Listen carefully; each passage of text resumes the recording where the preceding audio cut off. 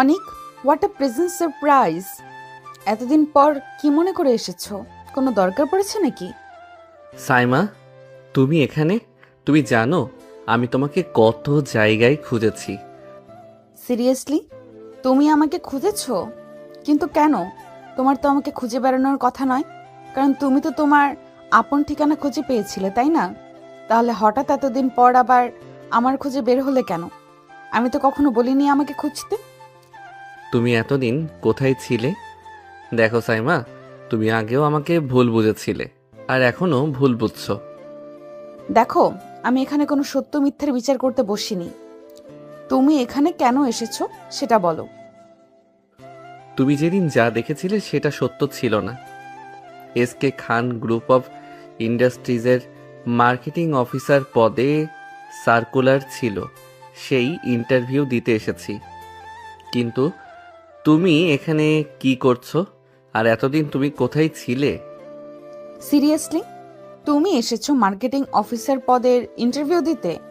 The great অনিক আহমেদ, যার দেশের top লেভেলে থাকার উচিত ছিল, যেটা তুমি একদিন বলেছিলে, এখন সে সামান্য একটা চাকরির পেছনে ছুটছে। টাইম চেঞ্জড তো। দেখো সাইমা, পরিস্থিতি সবসময় মানুষের হাতে থাকে না। আজ একজনের সময় ভালো, কাল অন্যজনের। সময় মানুষকে অনেক কঠিন জিনিস শিখিয়ে দেয়। আমি কাল যা ছিলাম আজ যে ঠিক তাই থাকবো এমন নিশ্চয়তা তো কেউ দেয়নি। আমার সাথেও ঠিক সেইটাই হয়েছে। বাহ, বেশ ভালো কথা বলতে শিখে গেছো তো। তোমার তো কিছু হোক বা না হোক, কথা বলার কনফিডেন্স কিন্তু অনেক বেড়েছে। তুমি এখানে কি করছো? আর এতদিন কোথায় ছিলে? তোমার কোনো খবর কেউ জানতো না। সোশ্যাল মিডিয়া নাম্বার সব জায়গায় তন্ন তন্ন করে খুঁজেছি তোমাকে, কিন্তু কোথাও পাইনি। যারা হারিয়ে যায় তাদের খুঁজে পাওয়া যায়, কিন্তু যারা নিজে থেকে হারিয়ে যায় তাদের খুঁজে পাওয়া যায় না। By the way, mister Anik Ahmed, আপনি যে এসকে গ্রুপ অফ ইন্ডাস্ট্রিজের মার্কেটিং অফিসার হিসেবে ইন্টারভিউ দিতে এসেছেন, সেই কোম্পানির মালিকের একমাত্র উত্তরাধিকারী আমি। মানে তুমি এসকে গ্রুপের মালিক? বুঝলাম না। তার মানে তুমি সাজ্জাদ খানের একমাত্র কন্যা সাইমা খান? অনেকের কথা শেষ হতেই সাইমা চোখের ইশারায় পরিষ্কার জানিয়ে দিলেও অনেক ঠিকই বুঝেছে। অনেকের চোখ বিস্ময়ে বড় হয়ে গেল।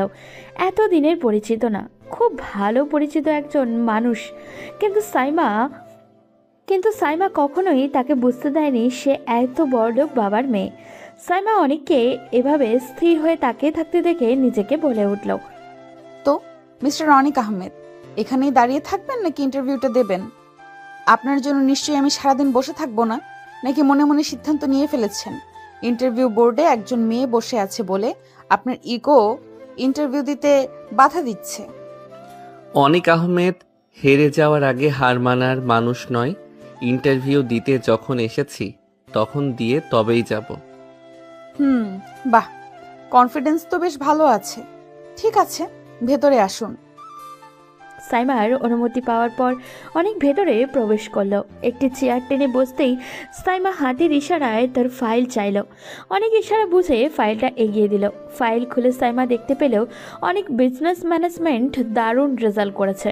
সে জানতো অনেক এই বিভাগে পড়তো, কিন্তু অনেক যে এত ভালো স্টুডেন্ট তা তার অজানা ছিল।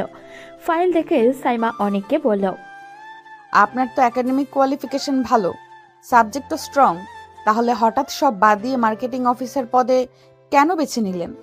আপনি চাইলে আরো বড় কিছু করতে পারতেন। তুমি তো জানো।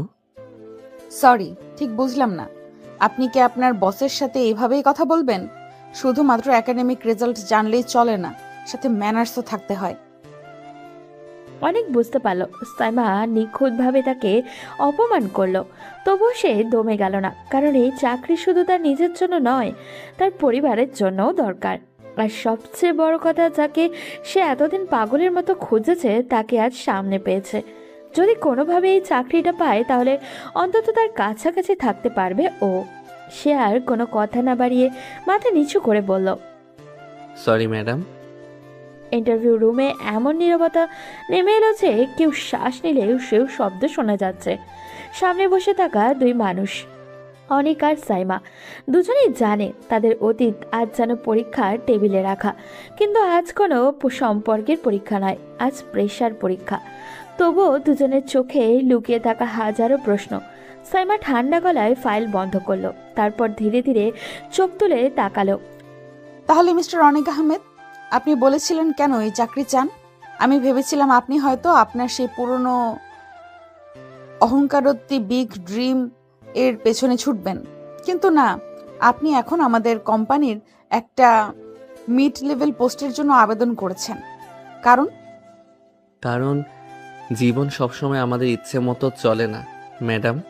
কখনো কখনো কিছু সিদ্ধান্ত নিতে হয় যা আমরা চাই না, তবুও নিতে বাধ্য হই। আমারও তেমনই হয়েছে। পরিবারের দায়িত্ব, বাবার অসুস্থতা, ছোট ভাইয়ের পড়াশোনা, সব মিলিয়ে একটা স্থির চাকরি দরকার ছিল। আর আমি এই ক্ষেত্রটা ভালো জানি, তাই আবেদন করেছি। ও, তো আপনি বলতে চাইছেন আপনি ম্যাডাম সাইমা খানের কোম্পানিকে ব্যবহার করতে চান আপনার পার্সোনাল সমস্যার সমাধান হিসেবে? না ম্যাডাম, আমি আপনার কোম্পানিকে ব্যবহার করতে আসিনি। আমি এখানে কাজ করতে এসেছি, আর যোগ্যতা অনুযায়ী সুযোগ পেলে প্রমাণ করতে পারবো আমি এই চাকরির যোগ্য। সবকিছু মিশে আছে। সাইমা চেয়ারে হালকা হেলান দিয়ে বসলো, চোখে সেই পুরনো ক্ষতের ছাপ যা এখনো শুকায়নি।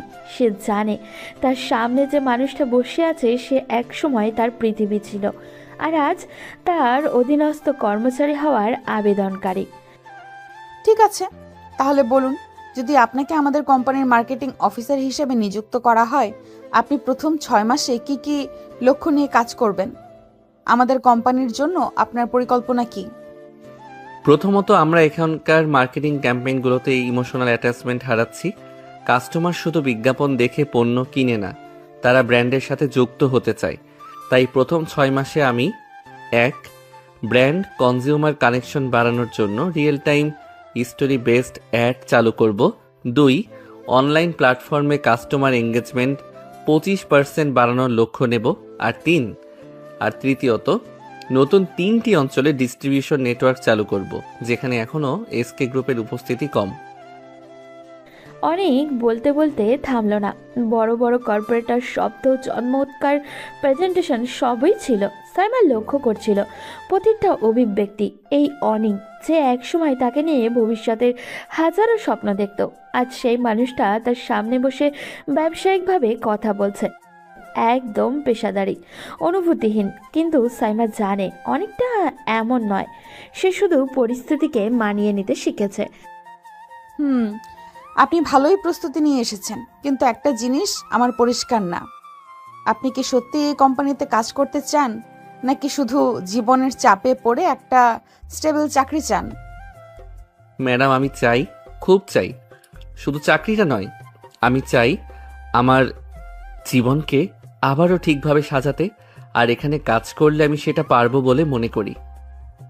সাইমা কিছুক্ষণ নীরব রইল, যেন ভাবছে এই মানুষটাকে সে কোথায় হারিয়ে ফেলেছে, কেন হারিয়েছে, নাকি সে কখনোই তাকে সত্যিকারের ভাবে জানেনি। হঠাৎ সাইমা ফাইল বন্ধ করে জোরে জোরে টেবিলে রাখলো। শেষ প্রশ্ন, মিস্টার অনিক, আপনি যদি জানতেন আপনাকে ইন্টারভিউ নেওয়ার জন্য আমি থাকবো, তাহলে কি আপনি এই চাকরির জন্য আবেদন করতেন? হ্যাঁ ম্যাডাম, কারণ কিছু মানুষ, কিছু সম্পর্ক, কিছু ব্যথা এড়িয়ে গেলে কখনো শেষ হয় না, সামনাসামনি দাঁড়িয়ে মোকাবেলা করতে হয়। আর আজ আমি সেটা করতে এসেছি। সাইমা হঠাৎই থমকে গেল, তার ঠোঁট কাঁপছে, চোখের গভীরে জমে থাকা অভিমান মাথা চারা দিয়ে যায়। কিন্তু সে নিজেকে সামলে নিয়ে কঠোর গলায় বলে, ঠিক আছে, আপনার ইন্টারভিউ শেষ, আপনাকে রেজাল্ট জানিয়ে দেওয়া হবে, এখন আপনি যেতে পারেন। Thank you ma'am. অনেক দরজা খুলে বেরিয়ে গেল। দরজা বন্ধ হওয়ার শব্দটুকু সাইমা বুকের ভেতরে চাপা ঝড় যেন আরো জোরে বইতে লাগলো। অনেক চলে গেল, কিন্তু তার প্রতিটা কথা সাইমার মাথায় প্রতিধ্বনিত হয়ে বাজতে থাকলো। কেন জানি না সেদিন তার চোখে হঠাৎ করেই জল চলে এলো। সে মুছল না, কারোর সামনে তো ভেঙে পড়তেই হবে, আর অনেকের সামনে তো ভেঙে পড়লে সে নিজেকে হারিয়ে ফেলবে। সেদিন বিকালটা অদ্ভুতভাবে ধীর ছিল, পুরো অফিসে ফিসফাস, কে নাকি নতুন মার্কেটিং অফিসার হবে। সবাই জানে সাইমা খান সিদ্ধান্ত নিলে আর ফেরানোর সুযোগ থাকে না, কিন্তু আজ সাইমা নিজেই যেন নিজের সিদ্ধান্তের সামনে দাঁড়িয়ে আটকে গেছে। তার ল্যাপটপে 3জন শর্ট লিস্টে প্রার্থীর নাম, তানভীর রহমান, মেহেদি হোসেন আর অনিক আহমেদ। সাইমা 3বার নামগুলো পড়ল, প্রতিবারই তার চোখ থেমে গেল দ্বিতীয় নামটায়। হঠাৎই কেবিনের দরজায় আবারও টোকা পড়ল, টুকটুক শব্দ হলো। কামিন। ভিতরে ঢুকলো রাফিন, তার হাতে কাগজপত্র, কিছুটা কিন্তু মুখে উদ্বেগ। রাফিন হলো সাইমা কোম্পানির HR ডিপার্টমেন্টের হেড। ম্যাম, আমরা ফলাফল আজকেই ফাইনাল করতে চাই। সকল ডকুমেন্ট প্রস্তুত, শুধু আপনার ফাইনাল সিল প্রয়োজন। রাফিনের কথা শুনে সাইমা মাথা নাড়ালো, কাগজগুলো নিল, কিন্তু কোনো কিছুই আর মনোযোগ সহকারে পড়ল না। যেন সে শুধু মাত্র কাগজ ধরেই বোঝার চেষ্টা করছে এতে ঠিক তার কার ভাগ্য লেখা রয়েছে। রাফিন বিষয়টা লক্ষ্য করলো এবং সাইমাকে নরম গলায় বলল, ম্যাম, আমি আপনার থেকে আপনার ব্যক্তিগত কিছু জানতে চাই না, জানতে বলতেও চাই না, কিন্তু আপনি যদি কিছু মনে না করেন, এই সিদ্ধান্ত আপনাকে আবার নতুন করে মানসিকভাবে ভেঙে দিবে। সাইমা হঠাৎই চোখ তুলে তাকালো, কিন্তু সাইমা অবাক হলো না, কারণ রাফিন হলো সাইমা আর অনিকের ভার্সিটির জীবনের খুব ভালো একজন বন্ধু। সাইমা আর অনিককে সে পূর্ব পরিচিত, এটা রাফিন খুব ভালোভাবেই জানা। দৃঢ় কঠোর দৃষ্টি। মিস্টার রাফিন, আমি কারো জন্য ভেঙে পড়ার মানুষ নই। এতদিনে এইটুকু অন্তত আপনার আমাকে চিনে যাওয়ার কথা, কিন্তু আমার বলতে খারাপ লাগছে যে এতদিনও আপনি আমাকে ঠিক চিনে উঠতে পারলেন না। আমি কখনোই আর কারোর জন্য নিজেকে কষ্ট দেই না বা অন্য কারোর কথা ভাবিও না। আমার কাছে আমার আত্মসম্মান এবং আমার বাবার এই কষ্টের সাম্রাজ্য সব থেকে বেশি গুরুত্বপূর্ণ। তাই এখন আমি আর কোনো কষ্ট পাই না, কোনো কিছুর জন্যই পাই না, নট এনিমোর। তাহলে ঠিক আছে, আসলে আমি আপনাকে নিয়ে চিন্তিত ছিলাম, সেখান থেকেই প্রশ্নটা করা। দুঃখিত ম্যাম, আমাকে ক্ষমা করবেন, আমি যা ভাবছেন এমন কিছুই না। তাহলে আপনার চূড়ান্ত সিদ্ধান্ত? সাইমা গভীর নিঃশ্বাস নিল, কয়েক সেকেন্ড পুরো নিস্তব্ধ। তার আঙুল ধীরে ধীরে অনিকের নামের পাশে সিলেক্টেড চিহ্ন টিক দিল। সাইমা যখন কোনো দ্বিধা ছাড়াই অনিককে সিলেক্ট করে, তখন রাফিন সাইমার পাশে দাঁড়িয়েছিল। রাফিন এক পলক সাইমার দিকে তাকালো, বিস্ময়ে তাকিয়েও থাকলো। ইউসেলফ টেড হিম। হ্যাঁ, কারণ সে যোগ্য আর আমার ব্যক্তিগত অনুভূতি এখানে কাজ করবে না। আমি সব সময় নিজেকে ব্যক্তিগত জীবন এবং প্রফেশনাল জীবন এক করি না, এটা আপনাকে মাথায় রাখতে হবে। আমি কখনোই আমার ব্যক্তিগত জীবনের কোনো ছায়া আমার প্রফেশনাল জীবনে পড়তে দেব না, আর এটা আমি কোনো ব্যক্তিগত টান থেকে করি না। অনেক নিজের যোগ্যতা দিয়ে এই জায়গাটা অর্জন করে নিয়েছে, তাই বলে আমি আমার ব্যক্তিগত কোনো ঘটনার জন্য একজন যোগ্য ক্যান্ডিডেটকে তার যোগ্যতা থেকে দূরে সরিয়ে দিতে পারি না। আমি বস, দুর্বল নই। রাফিন বুঝতে পেরেছে সাইমা কখনো আবেগী হয়ে কোনো সিদ্ধান্ত গ্রহণ করে না। সে যথেষ্ট বুদ্ধিমান এবং পরিশ্রমী একটা মেয়ে। রাফিন সম্মানের সাথে মাথা নাড়ালো এবং সাইমাকে উদ্দেশ্য করে বলল, ঠিক আছে ম্যাম, নিশ্চয়ই আপনি আপনার কোম্পানির জন্য সবসময় বেস্ট সিদ্ধান্তটাই নেবেন। আমি তার অফার লেটার প্রস্তুত করছি। রাফিন দ্রুত নিজের কথা শেষ করে সে বেরিয়ে গেল। রুমে আবার একা সাইমা। টেবিলের উপর মাথা নিচু করতেই তার চোখ দিয়ে দুফোঁটা পানি টুপটুপ করে পড়ল। সে দ্রুত মুছে ফেলল। এটা কখনো আমি আমার আত্মসম্মানকে দুর্বল করতে দিব না, কারণ এটা আমার দুর্বলতা নয়। এটা শুধুমাত্র আমার প্রেশার, শুধু চাপ। হ্যাঁ, শুধু চাপ, আর কিছু না। কিন্তু সে যে ভিতরে ভিতরে নিজেকে শক্ত রাখার চেষ্টা করছে, কিন্তু তারপরেও তার বুকের মধ্যে কোথাও একটা যে দুর্ভাব্য ভার জমেছিল, তার কোনোভাবেই লুকানো যাচ্ছিল না। অনেক সোফায় বসে, পাশে চা ঠান্ডা হয়ে গেছে, তার চোখে বারবার ফোনের দিকে। হয়তো ফলাফল আজই আসবে, হয়তো আবার আসবেও না, কিন্তু অন্য একটা দুশ্চিন্তা তাকে বেশি করে করে খাচ্ছে। সাইমা কি আমার কারণে চাকরিটা আটকে দেবে? তবুও মনটা বলছে না, সে তো এমন নয়।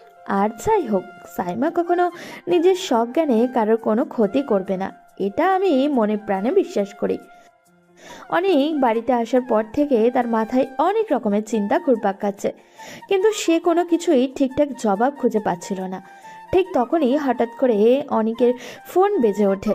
অনেক ফোনের দিকে তাকিয়ে দেখে তার খুব পরিচিত একটি নাম্বার, যেটা দেখে অনেক মুখের অজান্তে হাসি রেখা ফুটে ওঠে। অনেক ফোনটা হাতে নিয়ে ব্যালকনিতে চলে যায় এবং ফোনটা রিসিভ করে বলে, এই কি অবস্থা? ফোনের ওপাশ থেকে হয়তোবা কিছু একটা বললেও অনেককে, যেটা শুনে অনেকের হাসি রেখাটা আরো চওড়া হয়ে উঠল। এরপর অনেক নিজে থেকেই আবারও বলে উঠল, চিন্তা নেই, ওকে যখন গর্ত থেকে টেনে বের করে আনতে পেরেছি তখন আমি আর কখনোই তাকে হারিয়ে যেতে দিব না। শক্ত করে আটকে রাখবো, জড়িয়ে রাখবো নিজের বুকের মাঝে, যেন কোনোভাবে আমাকে আর একা রেখে চলে যেতে না পারে। অনেক হয়েছে, অনেক কষ্ট সহ্য করেছি আমি, কিন্তু আর না। এবার ওকে প্রত্যেকটা কষ্টের জবাব দিতে হবে। কেন সে আমাকে এতটা কষ্ট দিয়েছে, কি অপরাধ ছিল আমার? ও যেন কোনোভাবে আমার কাছ থেকে আর পালাতে না পারে। এই জন্যই তো পার্মানেন্টলি সবসময় ওর কাছে থাকার ব্যবস্থা করছি। আর ধন্যবাদ আমাকে এতটা সাহায্য করার জন্য, আমার প্রাণ ভোমরাকে খুঁজে বের করার জন্য, আমাকে সাহায্য করার জন্য। ট্রিং ট্রিং। অনেক কথা বলে ফোনটা কাটার পর হঠাৎ করে তার ফোনে একটা নোটিফিকেশন আসে। অনেক ফোনের স্ক্রিনের দিকে তাকিয়ে দেখে ফোনের মেইল নোটিফিকেশন। অনেকের যেন হাত পাত কাঁপতে শুরু করলো। মেইল খুলল। মেইলটিতে খুলে হঠাৎ করে অনেক যেটা দেখলেও মেইলটির যা দেওয়া আছে সেটা দেখে অনেকের চোখ কপালে উঠে যায়। অনেক হঠাৎ করে কি নিয়েছে ভুলে যায়। Congratulation, you have been selected as the marketing officer of A SK group. অনেকের বুক ধক করে উঠল। সে এক দৃষ্টিতে স্ক্রিনের দিকে তাকিয়ে থাকলো। কয়েক সেকেন্ড পর মুখে তীব্র অদ্ভুত এক হাসি ফুটে উঠল, যেন আনন্দ আর অস্বস্তি একসাথে। তাহলে তুমি আমাকে সুযোগ দিলে সাইমা। বিশ্বাস করো সুইটহার্ট, এটা তোমার দেওয়া শুধুমাত্র সুযোগ না, তোমাকে আবার নিজের করে পাওয়ার একটি আশার আলো। আমি আর কোনোভাবেই এই সুযোগ হাতছাড়া করব না। তোমাকে আমার হতেই হবে। এবার আর আমি তোমাকে নিজের থেকে আলাদা করব না, তোমাকে আর হারিয়ে যেতে দিব না, কখনোই না। I promise. তার চোখে এক ফোঁটা জল চিকচিক করে উঠল। তার আবেগ কেমনভাবে বাইরে বেরিয়ে আসছে, যেন সে অনেক সাধনার পর তার ধৈর্য এবং সাধারণ ফল পেয়েছে। অনেকে মনে মনে আরও একবার বলে উঠল, আমি এবার প্রমাণ করব যে আমি কোনো ভুল করিনি। না তুমি কোনো ভুল করেছিলে, আর না আমি কোনো ভুল করেছি। আমরা দুজনেই পরিস্থিতির শিকার হয়েছি। সরি, আমি ভুল করিনি, কিন্তু তুমি ভুল করেছো, মস্ত বড় ভুল করেছো আমাকে একা ফেলে হারিয়ে গিয়ে। তোমার কোনো আইডিয়া নেই আমি ঠিক কতটা কষ্ট নিয়ে তোমাকে খুঁজে বেরিয়েছি। বেঁচে থেকেও যেন মৃত্যু যন্ত্রণা সহ্য করেছি। পরদিন সকালে অদ্ভুত এক উত্তেজনায় ভরা ছিল। সবাই নতুন অফিসারের সাথে দেখা করতে উদ্গ্রীব, কিন্তু সবার চোখে একটাই প্রশ্ন, নতুন অফিসার আর ম্যাডাম কোথাও যেন কিছু তো একটা আছে। ঠিক সকাল 9:30টায় লিফট থামল। লিফটের দরজা খুলতেই অনেক প্রবেশ করলো। সাদা শার্ট আর ডার্ক ব্লু প্যান্ট, গম্ভীর চোখ। তার উপস্থিতিতেই অফিসের বাতাস কেমন যেন বদলে গেল। রিসেপশনিস্ট মৃদু হেসে বলল, স্যার, আপনাকেই খুঁজছিলাম। ম্যাম আপনাকে ওনার নিজের কেবিনে ডাকছেন। অনেক মাথা নাড়ালো। অনেক সাইমার কেবিনের সামনে দাঁড়িয়ে দরজায় নক করে টকটক শব্দ করলো। কামিন। অনেক দরজা খুলে ঢুকলো। দুজনের চোখে এক অদ্ভুত মিলতেই সেই পুরনো ঝড় বুকের মধ্যে আবারও বয়ে গেল, কিন্তু মুখে তা কেউ প্রকাশ করলো না। Good morning ma'am. Good morning. Sit. অনেক সাইমার পারমিশন পাওয়ার সাথে সাথে বসলো। সাইমা অনেকের দিকে একটি ফাইল এগিয়ে দিল এবং মাথা নিচু করে অন্য একটা পেপারে সাইন করতে করতে বলল, এটা আপনার অ্যাপয়েন্টমেন্ট লেটার। আগামী 6 মাস আপনি ট্রেনিং সহ আমার সরাসরি সুপারভিশনে কাজ করবেন। অনেকে একটু অবাক হয় সাইমার কথা শুনে, কিন্তু সেটা তার চোখে মুখে প্রকাশ পেল না। আর এদিকে সাইমার কথা শুনে অনেকের মনে যে লাড্ডু ফুটতে থাকে, সে এখন সব সময় সাইমার আশেপাশে থাকতে পারবে, যেটা সে চেয়েছিল। যদিও এই পোস্টে জয়েন করার পর সে সব সময় সাইমার কাছেই থাকতে পারতো না, কিন্তু যেহেতু 6 মাস তাকে সময় দেওয়া হয়েছে, এই 6 মাসে সে তার নিজের কাজ শেষ করে ফেলবে। কিন্তু তারপরেও অনেক একটু অবাক হওয়ার ভঙ্গিতে সাইমাকে বলল, ইয়োর ডিরেক্ট সুপারভিশন। ইয়েস, কোনো সমস্যা? না, সমস্যা নেই, তবে সাইমা চোখ সোজা রাখলো এবং বোঝানোর চেষ্টা করলেও অনেক কি বলার চেষ্টা করছে। যখন সাইমা অনেক চেষ্টা করে বুঝতে পারলো না অনেক তাকে কি বলার চেষ্টা করছে, তখন সে নিজেই অনেককে প্রশ্ন করলো। তবে অনেক ধীরে ধীরে সাইমার করা প্রশ্নের উত্তরে বলল, আপনি নিশ্চিত এটা আপনার জন্য কঠিন হবে না? না মানে আপনি সারাদিন এত ব্যস্ত থাকেন, তার মধ্যে আমাকে সুপারভাইজ করে কাজ শেখাবেন? এটা তো আমার জন্য চরম ভাগ্যের ব্যাপার। এটা আপনার জন্য অনেক কষ্টকর হয়ে যাবে না? এটাই বলতে চাইছিলাম আর কি। সাইমার চোখে বিদ্যুৎ চমকালো, কারণ সাইমা ঠিকই বুঝতে পেরেছে অনেক তাকে কি বলতে চেয়েছিল, এবং অনেক যে কথা ঘুরিয়ে নিল এটাও সাইমা খুব ভালোভাবেই বুঝতে পেরেছে। তাই সাইমা অনেককে বলল, মিস্টার রনিক, একটা কথা সব সময় মাথায় রাখবেন। আমি কখনোই আমার ব্যক্তিগত জিনিস অফিসে নিয়ে আসি না, আর আমার কাজকে পার্সোনাল ফিলিংস নাড়াতে পারে এমন ক্ষমতা আপনার নেই। অনেক কিছুক্ষণ চুপ, তারপর মাথা নাড়ল এবং সে বীর বীর করতে বলতে লাগলো, ম্যাডাম, আপনি ব্যক্তিগত জিনিস অফিসে না নিয়ে আসলেও আমি এই অফিসে জয়েনিং করেছি আমার ব্যক্তিগত জিনিস আমার বাড়িতে নিয়ে যাওয়ার জন্য। সাইমা অনেকের দিকে এতটা মনোযোগী ছিল যে অনেক বিড়বিড় করে কি বলছে তার কিছু অংশ ঠিকই শুনতে পেরেছে, কিন্তু পুরো কথাটা শুনেনি ও, তাই ঠিকঠাক বুঝতেও পারেনি। তাই সে অন্যমনস্ক হয়ে প্রশ্ন করল, সরি মিস্টার রনিক, আপনি কি কিছু বললেন? না তো ম্যাডাম, আপনি কি কিছু শুনেছেন? অনেকের এমন তেরা কথা শুনে সাইমা ইতস্তত হয়ে বলল, এত বাজে কথা না বলে নিজের কাজে মন দেন, তাহলে বুঝতে পারবো আপনার ঠিক কতটুকু কোয়ালিফিকেশন আছে, এবং শুধু মুখে বলেন নাকি আদৌ ভেতরে কোনো যোগ্যতা আছে। ঠিক আছে ম্যাডাম, তাহলে আমরা দুজনেই নিজেদের প্রমাণ করব। ইয়েস, লেটস সি কে বেশি শক্তিশালী। দুজনের চোখে তখন আগুন, কিন্তু সেই আগুন ঘৃণার নয়, আবেগের, অতীতের অকথিত ভালোবাসায়। সাইমা ফাইল বন্ধ করে বলল, your duty starts today, you may go. সাইমার কথা শুনে অনেক উঠে দাঁড়ালো, ঠিক বেরিয়ে যাওয়ার আগে থেমে আবারও বলল, সাইমা মানে ম্যাডাম, ধন্যবাদ। আপনি আমাকে সুযোগ দিয়েছেন। আপনি নিজেও জানেন না আপনি ঠিক আমার কত বড় উপকার করেছেন। সাইমা মুখ ঘুরিয়ে নিল।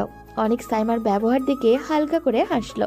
অনেকের এই হাসি দেখে যেন সাইমার গা জ্বলে গেল, এবং দেখে সে মুখ ভেঙচি কেটে বলল, ডোন্ট থ্যাংক মি, আর্ন ইট। অনেক হালকা হাসলো। চেষ্টা করব না, প্রমাণ করে দেখাবো। দরজা বন্ধ হলো। সাইমার বুকের ভেতরে হাত চেপে ধরলো, যেন নিজেরই হৃদস্পন্দন শুনতে পাচ্ছে ও। সেদিন দুজনেই কাজ করলো, কিন্তু মন তো দুজনেরই পুরনো স্মৃতি খুঁড়ে খুঁড়ে বের করে আনছিল। আজ শুধু চাকরি শুরু হলো না, একটা নতুন যুদ্ধও শুরু হলো, একটা নতুন টানাপোড়েন, একটা অপূর্ণ সম্পর্কের নতুন অধ্যায় শুরু হলো। আর তারা দুজনেই জানতো এই অফিসে ঠিক করবে তাদের সম্পর্ক আবার জোড়া লাগবে নাকি আবারও ভেঙে যাবে। অফিসে অনেকের আজ দ্বিতীয় দিন, কিন্তু দিনের শুরুতেই সে বুঝলো শুধু কাজ নয়, প্রতিটি সেকেন্ডই তার জন্য পরীক্ষা। সাইমা সারাক্ষণ এমনভাবে তাকে উপেক্ষা করছিল যে সে অফিসে অদৃশ্য কোনো এক ছায়া, যাকে দেখা যায় না, শোনাও যায় না, গুরুত্ব দেওয়ার তো প্রশ্নই আসে না। অথচ এই সাইমাই এক সময় তার একটা মেসেজ না পেলে অস্থির হয়ে যেত। এখন সেই মানুষটা তার পাশ দিয়ে হেঁটে যায়, কিন্তু একটুও চোখ তুলে তাকায় না। কিন্তু তার চোখের কোণে সামান্য কম্পন কিংবা কোনো স্বাভাবিক বিষয়ে অতিরিক্ত কঠোর হয়ে ওঠা, এইসব সংকেত অনেক খুব ভালোভাবেই ধরতে পারে। সে জানে সাইমার ভেতরটা আসলে আগের থেকে অনেক বেশি অস্থির। শুধু পার্থক্য হচ্ছে সাইমা এই অস্থিরতাকে মুখোশের আড়ালে ডেকে ফেলতে শিখেছে। দুপুরে সবার সামনে আবার মিটিং, অনেক প্রেজেন্টেশন দিচ্ছে। রুমে হালকা গরম, সবাই মনোযোগী, কিন্তু সবার চোখের আড়ালে একটা তীক্ষ্ণ দৃষ্টি রয়েছে সাইমার। সে এমনভাবে অনেককে দেখছিল যেন সে কোনো ভুলের অপেক্ষায় আছে। অনেক কথা বলছিল ধারাবাহিকতা ভাবে, কিন্তু তার ভেতরের চাপা উত্তেজনা তাকে বারবার শ্বাস ফেলতে বাধ্য করছিল। ঠিক তখন তার গলা একটু থেমে যায়, রুমের সঙ্গে সঙ্গেই নিস্তব্ধ। আর সেই নীরবতা ভেঙেই ঠিক তখনই সাইমার কণ্ঠে শোনা যায় একটা ঠান্ডা ধারালো কিন্তু গভীর একটা গলা। মিস্টার অনিক, আমি আশা করেছিলাম আপনি অন্তত আপনার প্রেজেন্টেশনের সময়টুকুতে নিজেকে স্থির রাখতে পারবেন। পেশাদার মানুষ হিসেবে এটা আপনার দায়িত্ব, যে কোনো পরিস্থিতিতে নিজেকে কনফিডেন্ট রাখা। যদি আপনি মাঝপথে থেমে যান অথবা কোনোভাবে নিজের আবেগকে আপনার কাজের ওপর প্রভাব ফেলতে দেন, তাহলে সেটা আপনার ব্যক্তিগত অদক্ষতা এবং তার দায় এই টিম নিবে না। তাই আপনি যা শুরু করেছেন তা শেষ করুন এই মুহূর্তেই। অনেক মাথা তোলে, তার চোখে ব্যথায় এক চকচকে স্তর জমতে ওঠে, কিন্তু সে খুব শান্ত গলায় বলতে শুরু করে। জি ম্যাম, আমি শেষ করছি। তবে একটা কথা, আপনি সবসময় বলেন আমি যেন কাজের ক্ষেত্রে ব্যক্তিগত ব্যাপার না আনি, এবং আমি সেটা পুরোপুরি মানি। কিন্তু আপনি কি জানেন, আপনি যখন এভাবে আমাকে হার্শ বা অস্বাভাবিকভাবে চাপ দেন, সেটা আমাকে কাজের মধ্যে নয়, আমার ব্যক্তিত্বের ওপর আঘাত করে। আপনার প্রতিটা কথার ভেতরে এমন একটা এড়িয়ে যাওয়া, এমন একটা হঠাৎ উত্তেজনা থাকে, যেটা আমার কাজে ভুলের কারণে নয়, বরং আমার উপস্থিতি আপনাকে অস্বস্তিতে ফেলে বলেই মনে হয়। আমি চেষ্টা করি আপনাকে কোনোভাবেই বিরক্ত না করতে, তবু আপনার প্রতিটা শব্দ আমাকে অনুভব করিয়ে দেয় যে আপনি আমার দিকে তাকাতেও চান না। আমি জানি না এর কারণ কাজ নাকি। অনেক কথা শেষ করতে পারে না, কিন্তু তার গলাটায় টান স্পষ্ট বোঝা যায় যে সে বাকিটা বলতে চেয়েও থেমে গেছে। সাইমা ধীরে মাথা তোলে, তার চোখেও কঠোরতার আবরণ আরও মোটা হয়ে ওঠে, কিন্তু সেই কঠোরতার আড়ালে কিছুতে একটা আছে, যা একটা পুরনো ব্যথা, যেটা সে চেপে রাখতে চাইছে মরিয়া হয়ে। মিস্টার রনিক, আপনার একটা বিষয় বুঝতে হবে। আমি কাউকে কোনো বিশেষ কারণে উপেক্ষা করি না, না কোনো বিশেষ কারণে অতিরিক্ত গুরুত্ব দেই। যখন আমি কাউকে দেখেও দেখি না, তার মানে সে আমার পেশাগত দায়িত্বের জন্য এখনো যথেষ্ট গুরুত্বপূর্ণ অবস্থানে নেই। আর আমি একজন প্রফেশনাল, আমার কাছে আমার কাজই প্রথম, আমার অনুভূতি নয়। আপনি যদি মনে করেন আমার আচরণ আপনার প্রতি ব্যক্তিগত, তাহলে এটা আপনার ভুল ধারণা।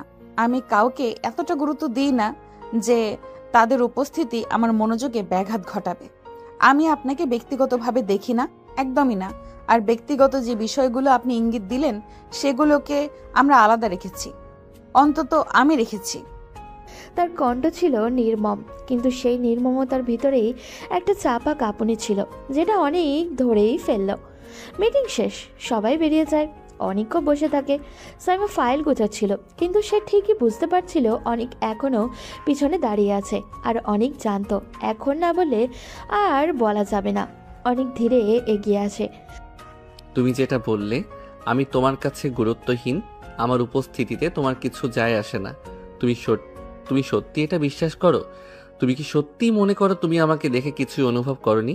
তোমার চোখে সেই ক্ষুদ্র কম্পন, তোমার কথা বলার সময় অকারণ রাগ, তোমার হঠাৎ করে শ্বাস আটকে আসা, আমি কি এসব দেখতে পাই না? তুমি কি মনে করো 3 বছর তোমাকে ভালোবেসে আমি এতটাই অন্ধ ছিলাম যে আজ তোমাকে পড়তে পারবো না? তুমি যদি সত্যি আমাকে ভুলে যেতে, আমার দিক থেকে মুখ ফিরিয়ে নিতে পারতে, তাহলে আজ তোমার কণ্ঠ এমনভাবে কাঁপতো না। তুমি শুধু একটা মুখোশ পরে আছো সাইমা, নিজেকে বাঁচানোর জন্য। কিন্তু তুমি ভুলে গেছো আমি তোমাকে মুখোশ ছাড়া মানুষ হিসেবেই চিনেছি। তাই বলছি, যত দূরেই থাকো তুমি, আমি তোমার চোখের ভেতর থাকা সত্যটা দেখতে পাই। সাইমা থেমে যায়, তার আঙুল হঠাৎ কাগজের উপরে থমকে যায়। সে মাথা তোলে, চোখে প্রচণ্ড চেষ্টা নিজেকে শক্ত দেখানোর। অনেক, তুমি যা ভাবছো তা বাস্তব নয়। আমি যদি তোমাকে ভুলে যেতে না পারতাম, তাহলে আজ আমি এই অবস্থানে আসতে পারতাম না। আমার দায়িত্ব, আমার বাবার কোম্পানি, আমার সব কিছু, সব আমাকে বাধ্য করেছে নিজেকে কঠোর করতে। তোমার সাথে আগের মতো কথা বললে, আগের মতো আচরণ করলে আমি ভেঙে পড়তাম। আর আমি এখন ভেঙে পড়ার অবস্থায় নেই। দুর্বলতা আমার কাছে এখন বিলাসিতা, যা আমি আর বহন করতে পারি না। তাই তোমাকে দূরে রাখতে চাই বলে নয়, বরং কাছাকাছি এলে আমি আমার সিদ্ধান্তে স্থির থাকতে পারবো না বলেই আমি এই দূরত্ব রাখি। তুমি বুঝতে পারো আর না পারো, এটাই সত্যি। দুজনের মাঝে নীরবতা নেমে আসে। সাইমার চোখ জলের মতো ভিজে উঠলেও সে দমিয়ে রাখে। অনেক কয়েক সেকেন্ড তাকিয়ে থাকে তার দিকে, যেন সে এখনই কিছু বলে ফেলবে যা তাদের মাঝে জমে থাকা বছরের দূরত্ব ভেদ করে দেবে, কিন্তু সে নিজেকে থামিয়ে নেয়। তুমি বলো বা না বলো, তুমি এখনো অনুভব করো এটা আমি জানি।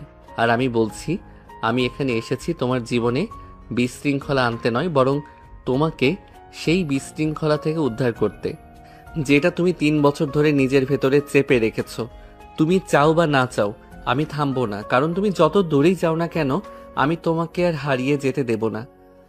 সাইমা দ্রুত মুখ ফিরিয়ে নেয়, কারণ সে জানে আর এক সেকেন্ডও এখানে থাকলে তার চোখের জল পড়ে যাবে, এবং সেটা সে কখনোই অনেককে দেখাতে দিতে চায় না। এই যুদ্ধ তো এখন শুরু। দুজনের ভেতরে যে আগুন জমে আছে তা এখনো পুরোপুরি জ্বলে ওঠেনি। সামনে আরও উত্তেজনা, আরও আবেগ, আরও মুখোমুখি সংঘর্ষ অপেক্ষা করছে। অনেকের অফিসে 2য় সপ্তাহ চলছে, কিন্তু সে দিনের শুরু থেকেই বুঝতে পারছিল প্রতিটা মুহূর্ত যেন তাকে পরীক্ষা নিচ্ছে। সাইমার সঙ্গে তার সম্পর্কের মাঝে এক গভীর সংকট ঘুরে ফিরে আসছে। সাইমা যে একসময় তার জন্য স্নেহের প্রতীক ছিল, এখন যেন এক অদৃশ্য পাঁচিলের ভিতরে তা আবদ্ধ।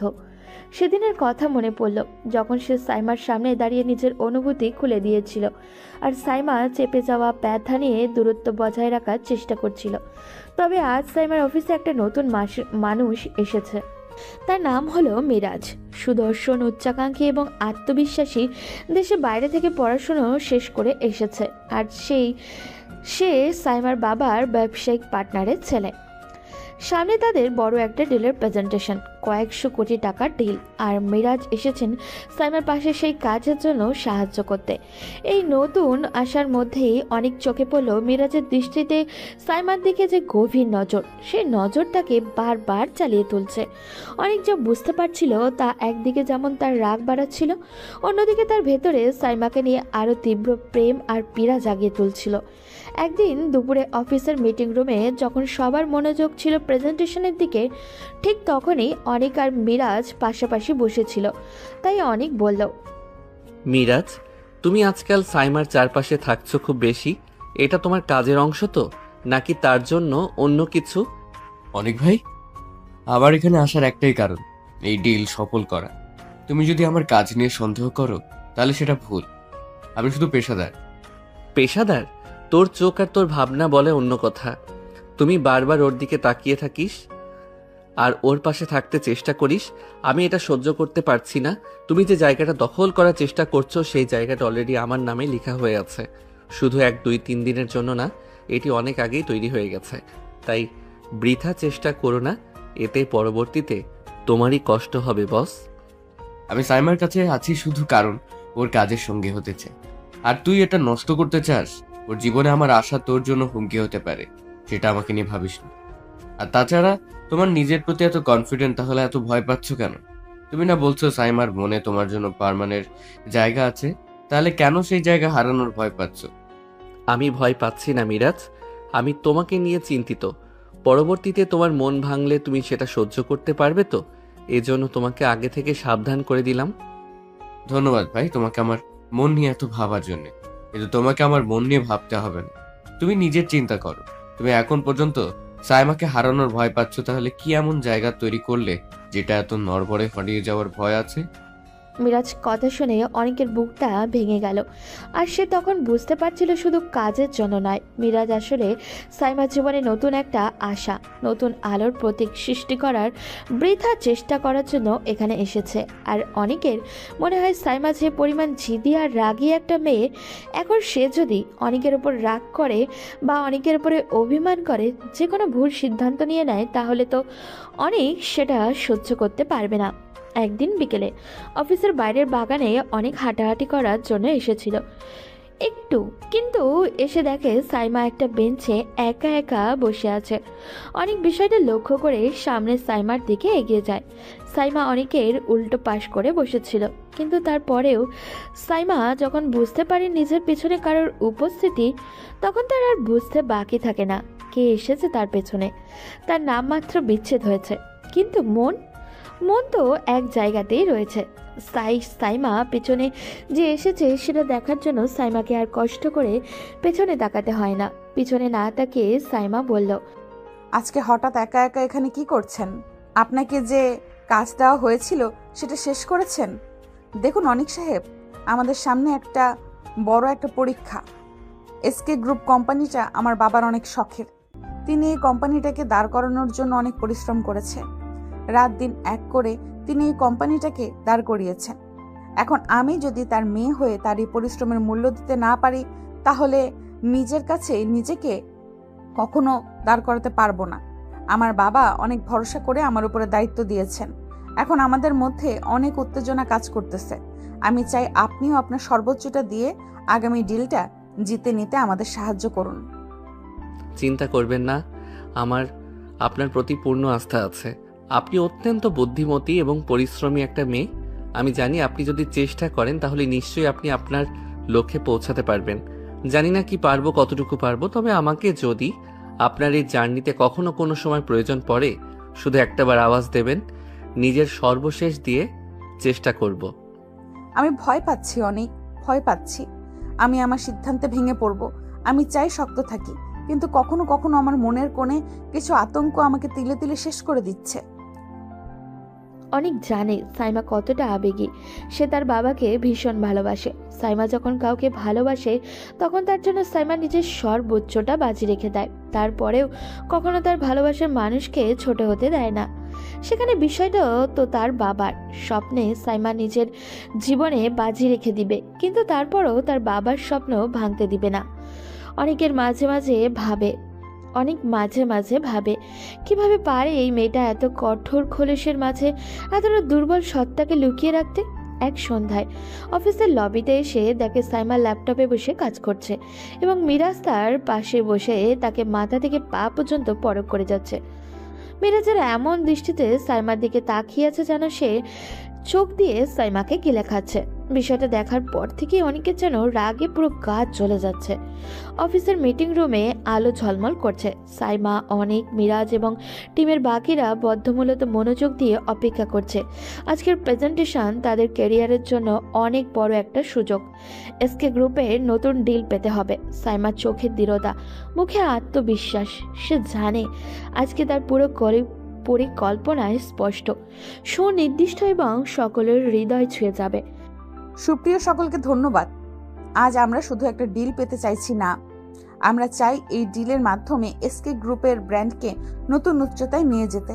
আমার পরিকল্পনা 3টি মূল স্তম্ভের উপর দাঁড়িয়ে। প্রথমত, কাস্টমার এঙ্গেজমেন্ট বৃদ্ধি। দ্বিতীয়ত, নতুন বাজারের প্রবেশ। এবং তৃতীয়ত, ডিজিটাল মার্কেটিং ক্যাম্পেইন শক্তিশালী করা। সাইমা, তোমার পয়েন্টগুলো স্পষ্ট এবং বাস্তবসম্মত। আমি পুরোপুরি তোমার পরিকল্পনার সাথে এক। ধন্যবাদ মিরাজ। আমি বিশ্বাস করি আমাদের টিম এই চ্যালেঞ্জ মোকাবেলা করতে প্রস্তুত। অনেক, তোমার রিপোর্ট এবং পরিসংখ্যানগুলো এই পরিকল্পনাকে আরো শক্তিশালী করেছে। আমার পক্ষ থেকে সর্বোচ্চ চেষ্টা করব। এটা আমাদের সবার জন্য একটি বড় সুযোগ। প্রেজেন্টেশন শেষ হতেই মিটিং রুমে প্রশংসার ঝড় উঠল। সবাই জানে আজকের দিনটা তাদের ক্যারিয়ারের জন্য মাইল ফলক হতে চলেছে। কয়েকদিনের মধ্যে অফিসের উচ্চপদস্থ কর্মকর্তারা ডিলের অনুমোদন জানালো। ডিল পাওয়ার খবর ছড়িয়ে পড়ার পর অফিসের বায়ুমণ্ডল যেন উল্লাসিত। সাইমা নিজেই জানতো এই সফলতার পেছনে কেবল তার একার অবদান নয়, পুরো টিমের কঠোর পরিশ্রমের ফল। তাই সিদ্ধান্ত নিল সে টিমকে ট্রিট দিবে। সবাইকে ধন্যবাদ। তোমাদের সহযোগিতা ছাড়া আজকে এই সাফল্য সম্ভব ছিল না। চলুন আমরা সবাই মিলে একটা ছোট্ট পার্টি করি, একসাথে আনন্দ ভাগাভাগি করি। অসাধারণ। এই খুশির মুহূর্তে সবাই একসাথে হতে পারলে ভালো লাগবে। আমি তো অপেক্ষায় আছি। কাজের মাঝে একটু বিশ্রাম মন্দ হবে না।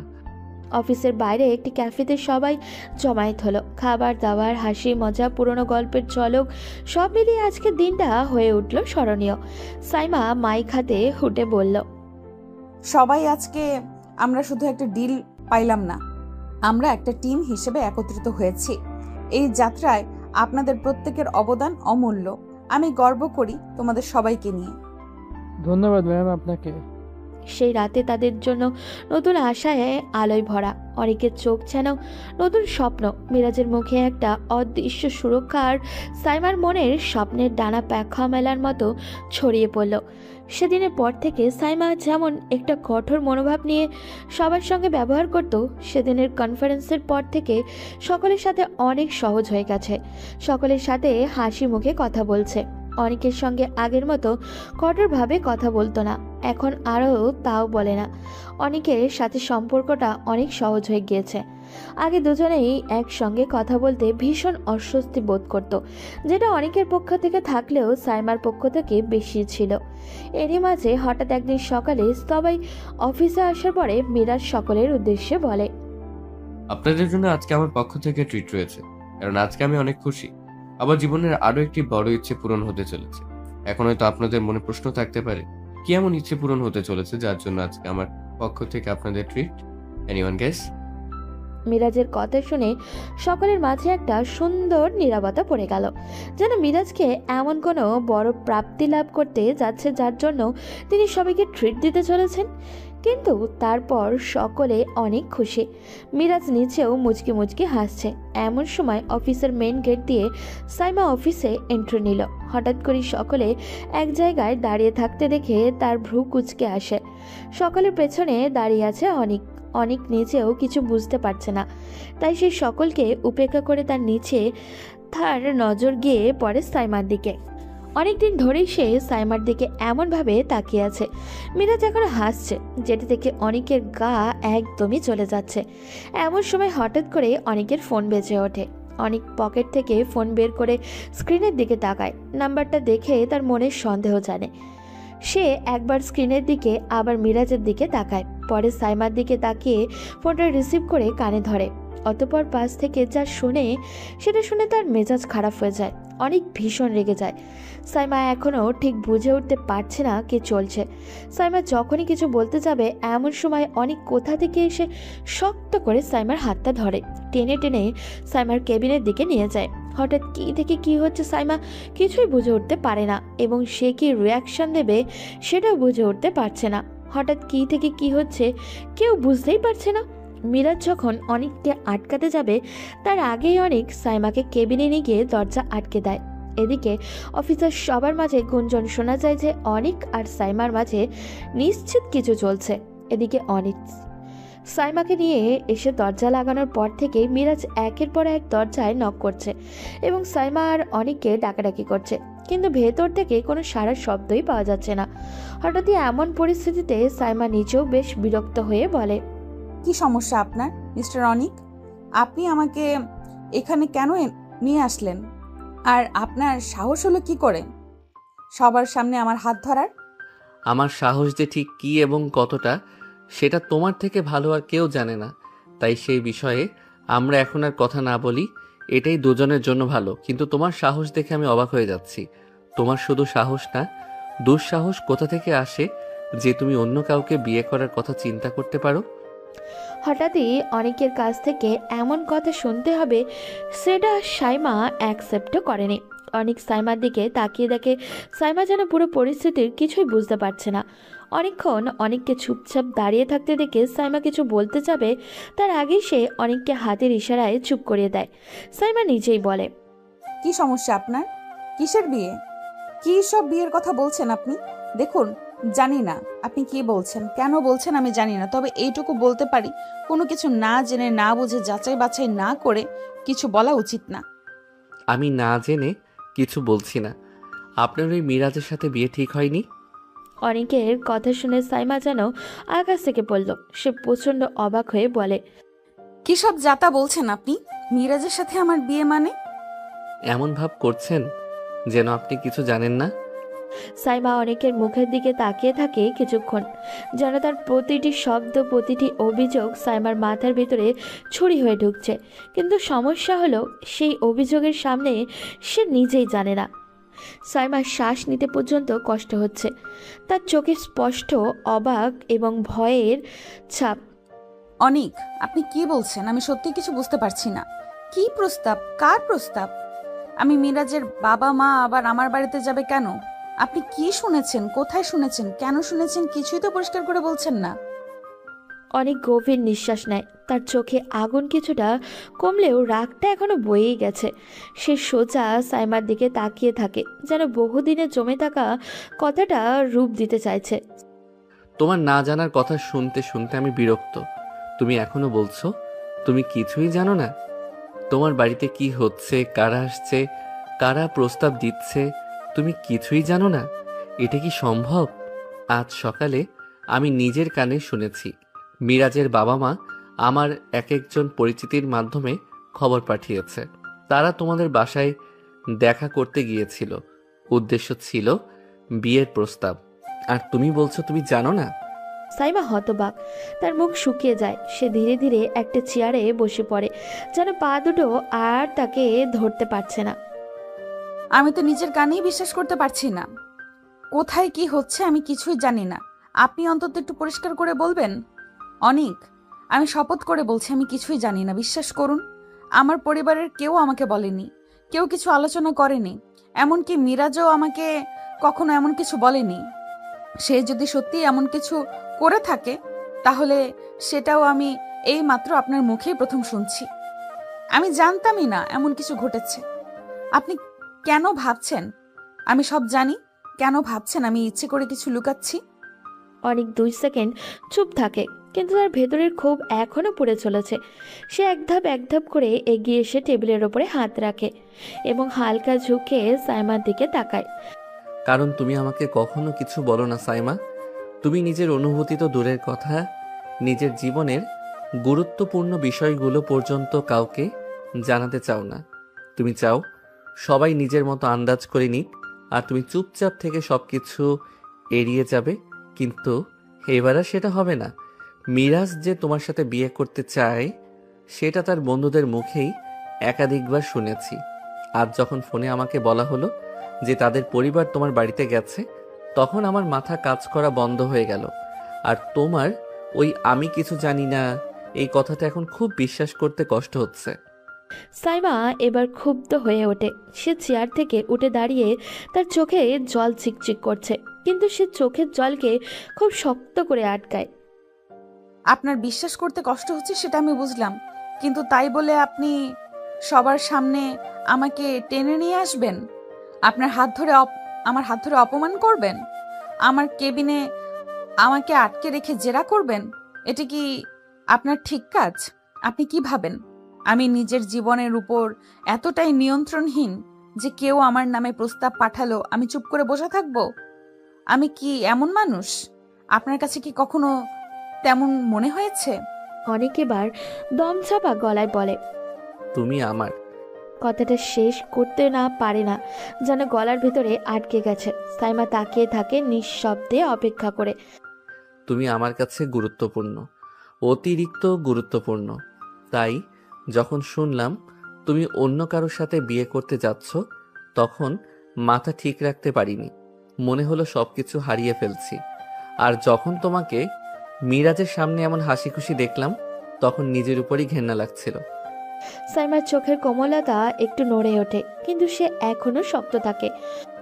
অনেক, আপনার অনুভূতি যদি সত্যি হয় তাহলে আপনি আমার কথা বিশ্বাস করতে পারবেন। আমি আপনাকে মিথ্যা বলছি না। আমি জানতাম না, কেউ আমাকে বলেনি, আজই প্রথম জানলাম। তবে এটা ঠিক, যদি এমন কোনো প্রস্তাব সত্যি হয়ে থাকে তাহলে সেটা আমার সম্মতি ছাড়া হয়েছে, আর আমি কখনোই নিজের জীবনের সিদ্ধান্ত অন্য কাউকে নিতে দেব না। অনেক ধীরে ধীরে মাথা নিচু করে। তার রাগ যেন ধীরে ধীরে গলে পানি হয়ে যাচ্ছে। একটা দীর্ঘ নীরবতা নেমে আসে। আপনি যদি সত্যি আমার সম্পর্কে কিছু জানতে চান তাহলে আমাকে জিজ্ঞাসা করুন, অন্য কারোর থেকে শুনে সিদ্ধান্ত টানবেন না। আমি কি করি, কি ভাবি, কোনো সিদ্ধান্ত নেব না। সেটা আমি আপনাকে বলবো যদি আপনি জানতে চান, কিন্তু এমন ভাবে আমাকে আঘাত করা এটা আর কখনো করবেন না, প্লিজ। অনেক চোখ তুলে তাকায়। তার চোখে অনুশোচনা, ব্যথা এবং একটু লজ্জা। আমি ভুল করেছি, আমি স্বীকার করছি, কিন্তু তোমাকে হারানোর ভয়টা সেটা সামলাতে পারিনি। সাইমা একটু থেমে ধীরে বলে। আমি তো যাচ্ছি না অনিক, কেউ আমাকে কোথাও নিয়ে যাচ্ছে না। আর আপনি বা এখন এমন করছেন কেন? আমি কাকে বিয়ে করলাম কাকে করলাম না সেটা তো আপনার কিছু যায় আসার কথা না। আপনি তো অনেক আগেই আমাকে ছেড়ে দিয়েছেন। শুধু ছেড়ে দেননি, খুব বাজেভাবে প্রতারিত করে ছেড়ে দিয়েছেন। অনেকের চোখে এবার স্পষ্ট নরমতা আসে। কেবিনের বাইরে এখনো মিরাজ দরজায় কড়া নেড়েই যাচ্ছে, কিন্তু ভেতরে দুজনের নীরবতা অন্য কিছু বলছে। অনেক সাইমার বাহু দুটো আরো শক্ত করে ধরে, যেন নিচের কাঁপতে থাকা রাগ আর দুঃখ লুকাতে চেষ্টা করছে। সাইমা তার চোখের দিকে তাকিয়ে বুঝতে পারে ওর ভেতরের কিছু একটা ভেঙে যাচ্ছে, কিন্তু ঠিক কি ভেঙেছে তা ধরার উপায় নেই। তুমি সবসময় এমনটাই করো সাইমা। একটা কথা নিজের মতো ব্যাখ্যা করে নাও, তারপর সেই ব্যাখ্যার উপর দাঁড়িয়ে আমাকে দোষ দাও। আমি নাকি তোমাকে বাধ্য করেছি চলে যেতে? তুমি কি ভুলে গেছো যে রাতটার কথা? সেই রাতে তুমি কি বলেছিলে? কার ফোন এসেছিল? কেন তোমার চোখে সেই অদ্ভুত আতঙ্ক ছিল? অনেকের কণ্ঠে এমন রহস্য, এমন দাবি যেন সেও নিশ্চিন্ত না কোনো সত্যটা ঠিকমতো মনে আছে, তার কোনটা শুধু নিজের কল্পনা। সাইমা হঠাৎই থমকে যায়, তার মুখের অভিব্যক্তি বদলে যায় 1 সেকেন্ডের জন্য, কিন্তু সে দ্রুত নিজেকে সামলে নেয়। কোন রাতে? তুমি আসলে কোন ঘটনার কথা বলছো? আর কার ফোনের কথা বলছো? তুমি কি ভেবে নিয়েছো আমি কারোর সাথে? হ্যাঁ, এটাই ভাবো? তুমি কি আমাকে বিশ্বাসই করনি কখনো? অনেক গলা নামায়, খুব ধীরে বলে, আমি জানি না সাইমা, সত্যি জানি না। কারণ তোমার সেই রাতের নীরবতা, তোমার ব্যাগটা তাড়াহুড়ো করে গোছানো, আর সেই অজানা নম্বর থেকে আসা ফোন কল সবকিছুই আমাকে অন্য কিছু ভাবতে বাধ্য করেছিল। তুমি ব্যাখ্যা করার আগেই তুমি চলে গেলে হঠাৎ, একদম হঠাৎ করে। সাইমা চোখের রাগ, কষ্ট আর বিভ্রান্তি সব একসাথে জমে ওঠে। তুমি কি কখনো আমাকে জিজ্ঞাসা করেছিলে একবারও? তুমি শুধু নিজের মতো ভেবেছো আর সেটাকে সত্যি বানিয়েছো। তুমি কখনো জানতে চাওনি সেই রাতে আসলে কি হয়েছিল, কার ফোন ছিল, কেন আমি ভয় পেয়েছিলাম? তুমি শুধু নিজের সন্দেহেই ডুবে থাকলে। অনেক হেসে ফেলে, একটা ব্যথা ভরা কঠিন হাসি। আর তুমি কি আমাকে বলেছিলে? তুমি কি একবারও চেষ্টা করেছিলে আমাকে বোঝানোর? সেই ফোনটা কার ছিল সাইমা, বলো, এখন বলো, আমি শুনছি। সাইমা চুপ করে যায়, তার ঠোঁটও কাঁপে, কিন্তু শব্দ বের হয় না। কিছু বলতে গিয়ে সে থেমে যায়, যেন কিছু স্মৃতি তাকে আটকে দিচ্ছে। অনেক তার মুখটা খুঁজে খুঁজে দেখছে, যেন প্রতিটা অভিব্যক্তি পরে সত্যটা বের করতে চাইছে ও। দেখলে, আজও তুমি চুপ। এতদিন পরও তুমি সেই একটাই কাজটা করতে পারলে না, আমাকে সত্যিটা বলতে। সাইমা ধীরে ধীরে মাথা উঁচু করে, গলা কাঁপলেও চোখের দৃষ্টি শক্ত। সত্যি সবসময় বলা যায় না অনেক। কিছু সত্যি মানুষকে রক্ষা করার জন্যই লুকিয়ে যেতে হয়, সবাইকে নয়। কখনো কখনো যাকে সবচেয়ে বেশি ভালোবাসি তাকে। একবার অনেক থেমে যায়। সাইমার কথায় একটা ভেদ করা যন্ত্রণা আছে, যেন সত্যিই কিছু ছিল, কোনো বিপদ, কোনো হুমকি, অথবা কেউ। কাকে রক্ষা করার জন্য সাইমা, আমাকে নাকি অন্য কাউকে? সাইমার নিঃশ্বাস কেঁপে ওঠে, তার চোখ পানি জমে, কিন্তু সে কিছু বলে না। দুজনের মাঝেই হঠাৎ করে একটা নীরবতা নেমে আসে, যে নীরবতা কোনো দিন সম্পূর্ণভাবে ভাঙা যায় না। এখানে মনে হয় হয়তো সত্যিই কোনো তৃতীয় ব্যক্তি ছিল, অথবা হয়তো তাদের দুজনের ভুল বোঝাবুঝি সেই তৃতীয় ব্যক্তি। কিন্তু সত্যিটা, সে এখনো অদৃশ্য অন্ধকারে লুকিয়ে আছে, যেটা দুজনেই জানে, আবার কেউ হয়তো ঠিকমতো জানেই না। সাইমা, আজ তুমি বলবে আমি এতদিন ধরে যা বুঝতে পারিনি, যার কারণে আমরা দূরে চলে গেছি, আজ সব জানতে চাই। তুমি সেই রাতে কোনো ফোন পেয়েছিলে? কি শুনেছিলে? কি ঘটেছিল? সব বলো। তুমি আমার সামনে দাঁড়িয়ে আছো, আর আমি তোমার প্রতিটা কথা শুনতে চাই। আজ কোনো লুকোচুরি নয়, কোনো অর্ধসত্য নয়। হ্যাঁ, আজ আমি বলবো, কারণ তুমি এমনভাবে প্রশ্ন করছো যেন আমি ইচ্ছে করে তোমাকে কষ্ট দিয়েছি, যেন আমি তোমাকে ধোঁকা দিয়েছি। অথচ তুমি জানোই না আমি ঠিক কোন অবস্থার মধ্য দিয়ে যাচ্ছিলাম। তুমি কখনো সেই রাতে আমার চোখের দিকে তাকিয়ে জানতে চাওনি কি ঘটেছিল। তুমি শুধু যা দেখেছো, যা অনুমান করেছো, সেটাই সত্যি ধরে নিয়েছো, কিন্তু সত্যিটা কখনো তোমার সামনে আসেনি। আমি শুধু মনে করতে পারি তুমি সেই রাতে একটা ফোন পাওয়ার পর পুরো বদলে গিয়েছিলে। তোমার মুখ ফ্যাকাশে হয়ে গেল, তুমি অসংলগ্ন আচরণ করলে, আর পরদিন ভোরে তুমি আমার কোনো কথা না শুনে চলে গেলে। আমি ভাবলাম তুমি আমাকে এড়িয়ে যাচ্ছ। তখন যদি তুমি শুধু একটা কথা বলতে, কেন তুমি এমন হলে, কি ঘটলো, সব কিছু বদলে যেত। কিন্তু তুমি চুপচাপ চলে গেলে।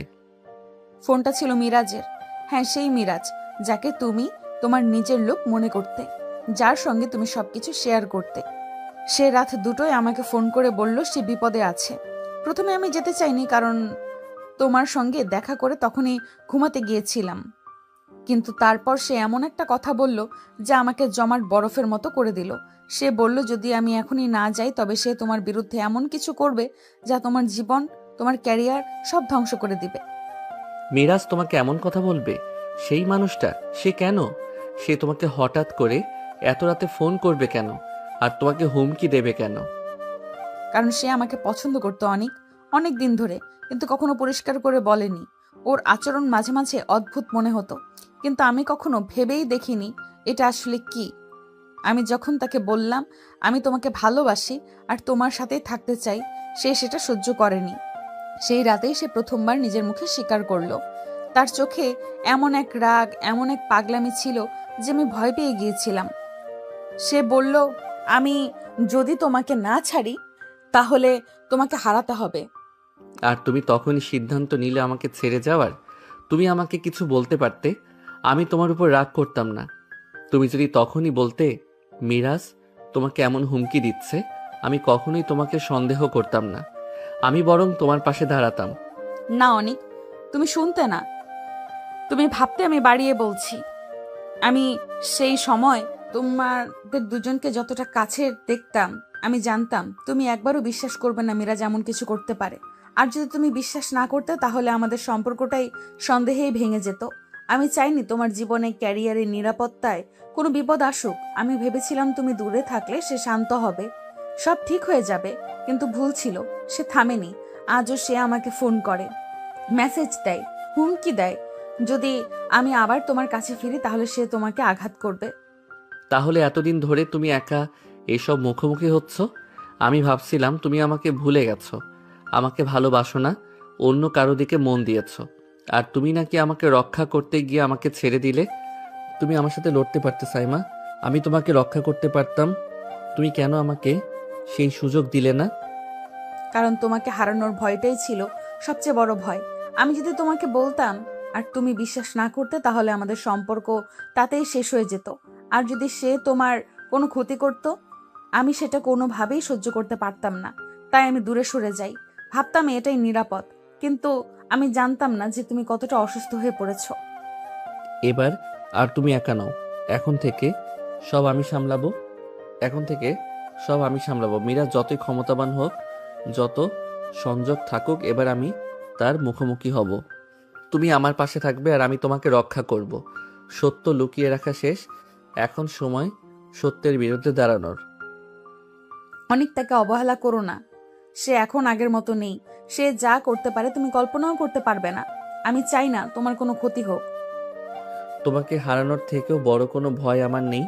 আর তোমাকে রক্ষা করতে হলে আমি শেষ পর্যন্ত যাব। সাইমা কিছুক্ষণ চুপ থাকে। দুজনের মধ্যে নীরবতা, উত্তেজনা, ভালোবাসা সব মিলিয়ে একটা নতুন অধ্যায় শুরু হতে থাকে। আজ সব শেষ, আজ সত্যটা সামনে আসবে। কথাটি বলে অনেক সাইমার কেবিনের দরজা খুলে বাইরে বেরিয়ে এসে দেখে মিরাজ এখনো সেখানেই দাঁড়িয়ে আছে। অনিক, তুমি একা কেন? সাইমা কোথায়? তোমার এত বড় সাহস, তুমি এতক্ষণ ধরে সাইমাকে নিয়ে রুম লক করে রেখেছিলেন? কি যে বলেন না মিরাজ সাহেব, একজন অ্যাডাল্ট ছেলে মেয়ে, সরি, স্বামী স্ত্রী যখন লক করা রুমে থেকে বেরিয়ে আসে তখন রুমের ভেতর কি হয়েছে সেটা জিজ্ঞেস করতে নেই। বাজে কথা বলা বন্ধ করো। তোমরা দুইজন স্বামী স্ত্রী মানে? আপনি এখনো জানেন না?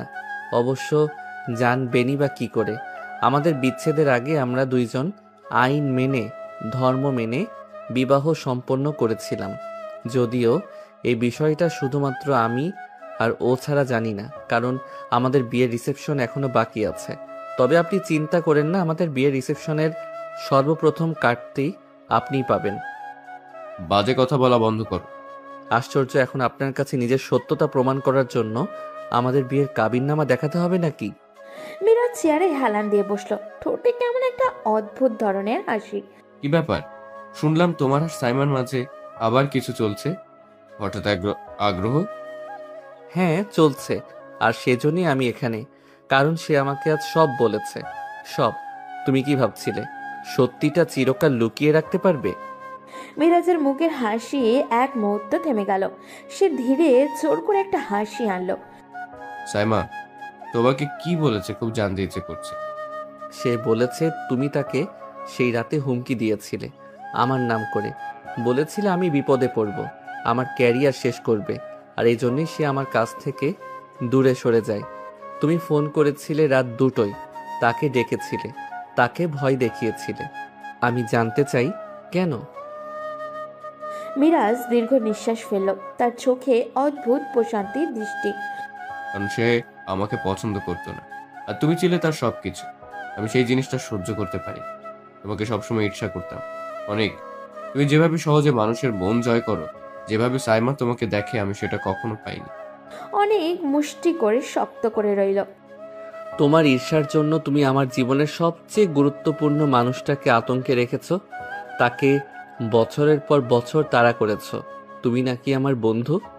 মিরাজ এবার দাঁড়িয়ে গেল, তার চোখে এমন শীতল দৃষ্টি যা আগে অনেক কখনো দেখেনি।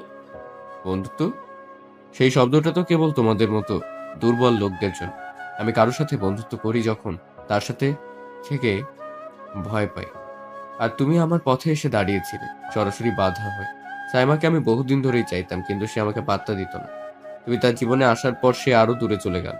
তখন বুঝলাম তাকে পাওয়ার একটাই উপায়, তোমাকে তার কাছ থেকে সরিয়ে ফেলা। অনেক এগিয়ে এলো, চোখে আগুন তার। তাহলে তুমি সাইমাকে জোর করেছো, তাকে হুমকি দিয়েছো, আর এখনো তাকে বিরক্ত করছো? মিরাজ ঠান্ডা একটা হাসি দিল। ওকে বিরক্ত করছি না, ওকে মনে করিয়ে দিচ্ছি যে আমি এখনো আছি। আর তুমি যদি ওর কাছে আবার আসো, তবে তোমার জীবনে এমন ঝড় তৈরি করব যে তুমি সামলাতে পারবে না। সাইমা সেটা জানে, তাই সে তোমার কাছে আসতে চাইছে না, কারণ সে জানে তোমার ক্ষতি হলে সেটাও সহ্য করতে পারবে না। অনেক এবার নিজেকে ধরে রাখতে পারল না। তুমি যতই ভয় দেখাও, যতই হুমকি দাও, আজ থেকে তোমার ক্ষমতা শেষ। তুমি সাইমার উপর থেকে তোমার ছায়া সরিয়ে নেবে। তুমি তাকে আর কখনো ফোন করবে না, মেসেজ করবে না, বিরক্ত করবে না। আর যদি করো, আমি তোমার বিরুদ্ধে এমন জায়গায় দাঁড়াবো যেখানে তোমার ক্ষমতা কোনোদিন পৌঁছাবে না। মিরাজ এবার রেগে চোখ লাল করে বলে উঠল। তুমি আমাকে থামাতে আসছো? তুমি তুমি জানো আমি কে, কি করতে পারি? তুমি জানো না আমার কত বড় সংযোগ আছে, কোথায় কোথায় আমার লোক আছে। তুমি যদি সাইমার কাছে ফিরে যাও, তুমি যদি ওর পাশে দাঁড়াও, তাহলে আমি শুধু তোমাকে না, তোমাদের দুজনকেই শেষ করে দেব। তোমরা একসাথে থাকতে পারবে ভাবছো? আমি সেটা হতে দেব না। এক মুহূর্তে কেবিনের ভিতরে হওয়া জমাট বাঁধা বরফের মতো হয়ে গেল। তুমি যদি ওকে ভালোবাসতে একটুও, তবে এমনটা বলতে না। তুমি তাকে চাওই না, তুমি তাকে নিজের দখলে রাখতে চাও, আর সেই কারণেই তুমি আজও একা। আর শোনো, সাইমা এখন আমার সাথে, আর এবার সে আমার কাছ থেকে দূরে যাবে না। মিরাজের চোখে পাগলামে ঝিলিক। এটা তোমার শেষ ভুল অনিক, এই সিদ্ধান্তের দাম তুমি দেবে। অনেক এক পা এগিয়ে এসে সরাসরি তার চোখের দিকে তাকিয়ে বলে। দাম আমি দেব না মিরাজ, এবার তুমি দেবে, কারণ সত্যিটা আমি জেনে গেছি।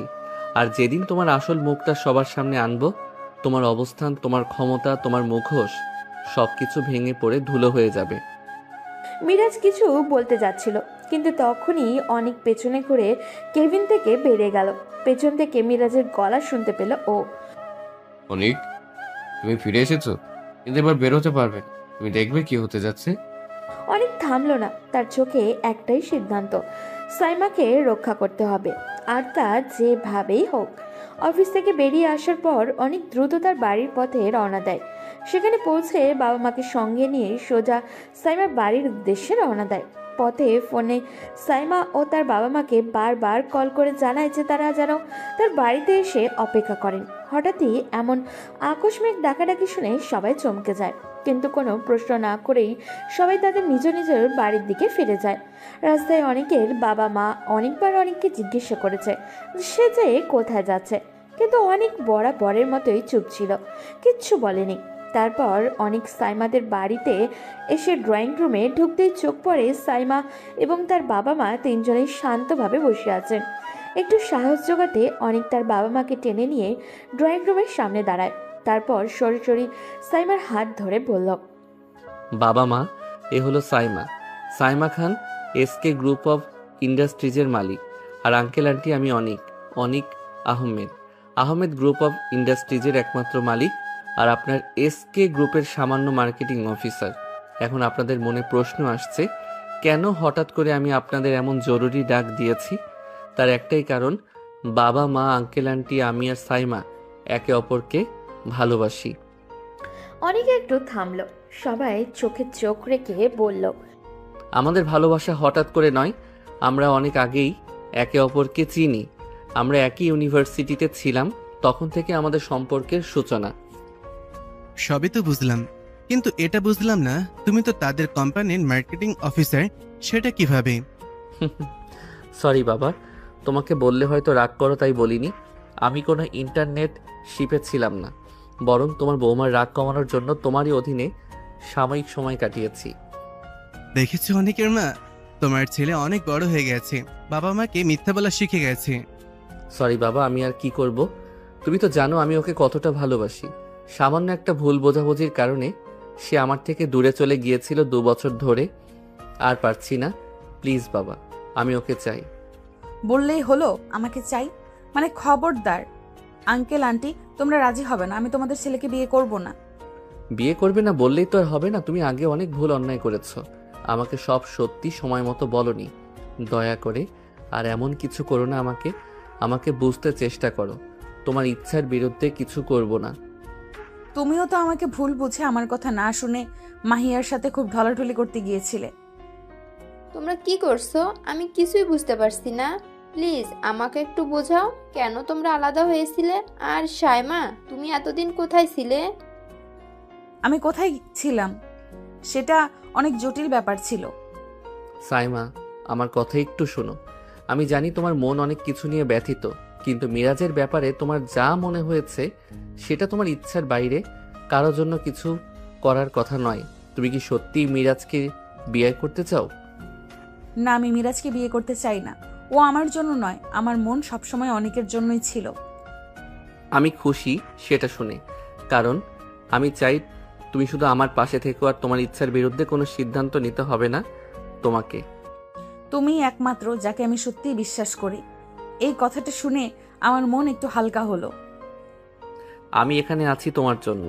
আমরা একসাথে এই সব বাধা পার করে যাব। সেই মুহূর্তে দুজনের মধ্যকার ভুল বোঝাবুঝি সবকিছুই মুছে গেল, আর ভালোবাসার একটা নতুন আলো জ্বলে উঠল। অনিকা সাইমার ভুল বোঝাবুঝি মিটে যাওয়ার পর তাদের ভালোবাসা আবারও নতুন করে প্রাণ ফিরে পায়। তারা একসঙ্গে চলার দৃঢ় সংকল্প নিয়ে জীবনটাকে আলিঙ্গন করে। কিন্তু মিরাজের মনের অন্ধকার ও প্রতিহিংসার আগুন যেন ধীরে ধীরে জ্বলে উঠতে শুরু করে। একদিন মিরাজ অদ্ভুত এক ঠান্ডা হাসি নিয়ে অনেকের সামনে এসে হাজির হয়। অনেকদিন ধরে তোমাদের দেখছি, অনিক আর সাইমা। তোমরা যেন একসাথে খুব ভালো আছো, কিন্তু আমি তোমাকে একটা কথা বলবো, যে মানুষকে তুমি সবচেয়ে বেশি বিশ্বাস করো তাকে কখনো কখনো ভাঙতেই হয়। আমার ইচ্ছে তোমাদের সুখের পথে আমি যেন বাধা হয়ে দাঁড়াই। মিরাজ, তুমি কেন এমন কথা বলছো? আমরা শুধু চাই সাইমা ভালো থাকুক আর আমরা একসঙ্গে থাকি।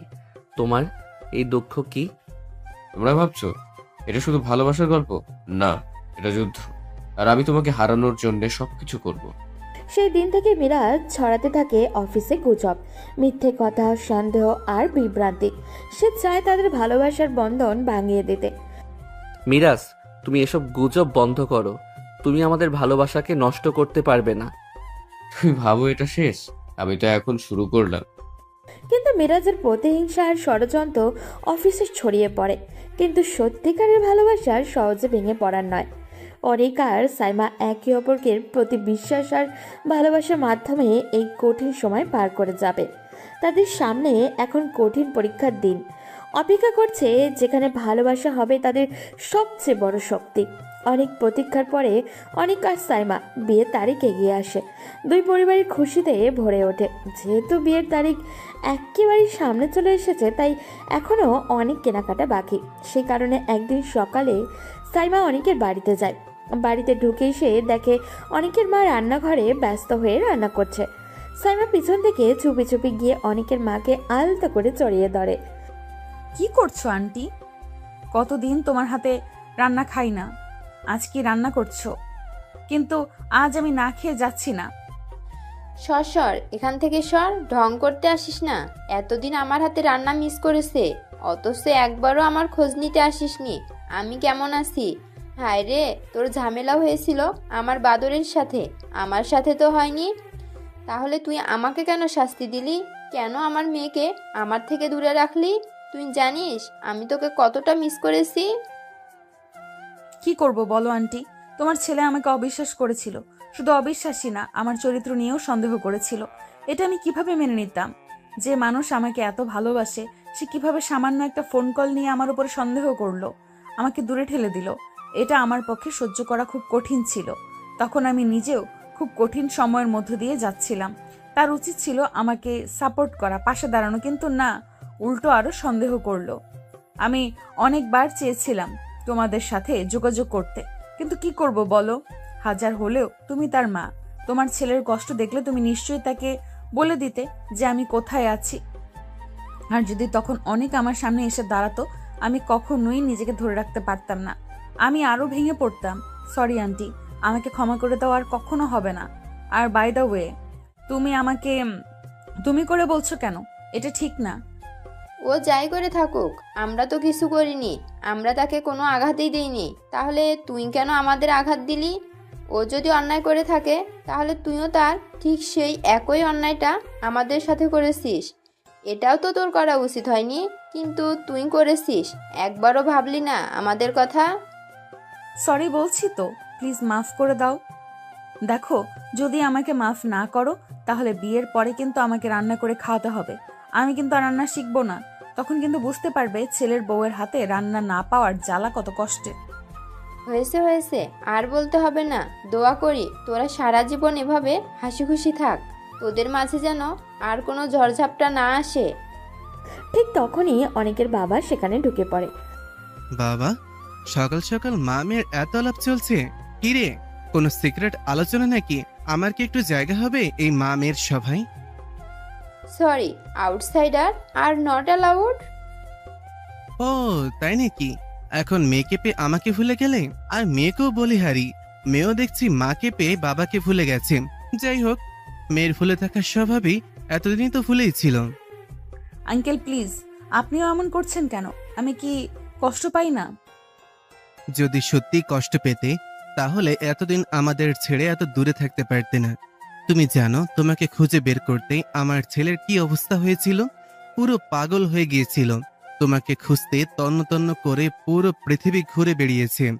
আর শেষে যখন তোমার খোঁজ পেলাম, তুমি যে তাকে চাইবে না, এ কথা জেনে আরো পাগলের মতন হয়ে গেল। সে আমাকে নিয়ে এসেছে মানে? বুঝলাম না। তোমার আর অনেকের ঝামেলা যেদিন হয়েছিল, সেদিন তুমি রাগ করে কিংবা অভিমান করে, যাই বলো, আমাদের কাছ থেকে দূরে যখন লুকিয়ে জাপানের টোকিওতে চলে গেলে, তখন তোমার দেবদাস পুরোপুরি ভেঙে পড়েছিল। রাত দিন দরজা বন্ধ করে ঘরে বসে থাকতো, খাওয়া দাওয়া করতো না, এমনকি সুইসাইডও করতে গিয়েছিল। কিন্তু হয়তো কোনো আশায় বা সাহসের অভাবে সেটা করেনি। আমরা তাকে স্বাভাবিক অবস্থায় আনতে পারছিলাম না। পরে অনেক বুঝিয়ে তাকে বললাম, যেভাবেই হোক পুরো পৃথিবী ঘুরে হলেও তোমাকে খুঁজে আনতে হবে। তখনই শুরু হলো সাইমাকে খোঁজার অভিযান। দিন যায়, মাস যায়, কিন্তু তোমাকে পাওয়া যায় না। হারিয়ে যাওয়া মানুষকে খুঁজে পাওয়া যায়, কিন্তু যে নিজে থেকে লুকিয়ে থাকে তাকে খুঁজে পাওয়া কত কঠিন সেটা তখনই বুঝলাম। তারপর কয়েক মাস আগে একজন এসে খবর দিল তোকে নাকি টোকিওতে দেখা গেছে। আমার পাগলের পাগলামি আবার শুরু হলো। বারবার আমার কাছে এসে হুশ নাহুশ অবস্থায় কান্নাকাটি করত। বাবা, তাকে ফিরিয়ে আনতে হবে। শেষ পর্যন্ত সে একটা কৌশল বের করে, আর সেই কৌশলেই তোকে ফিরিয়ে আনতে পেরেছি। সাইমার চোখ বিস্ময়ে বড় হয়ে যায়। এতদিন ধরে নিজের মনে যে কাঠিন্য আর অভিমান জমিয়ে রেখেছিল, তা যেন মুহূর্তেই নরম হতে থাকে। কিন্তু তবুও তার ভেতরে ঢেউ খেলে যায়। এত বড় ঘটনা সে জানতই না। ঠিক তখনই রান্নাঘরে ঢোকার পথ আটকায় অনেক। দাঁড়িয়ে থাকে, চুপচাপ শান্ত, কিন্তু মুখে অপরাধবোধ ভরা, ক্লান্তি। আর সাইমা ধীরে ধীরে তার দিকে তাকিয়ে থাকা শুরু করে।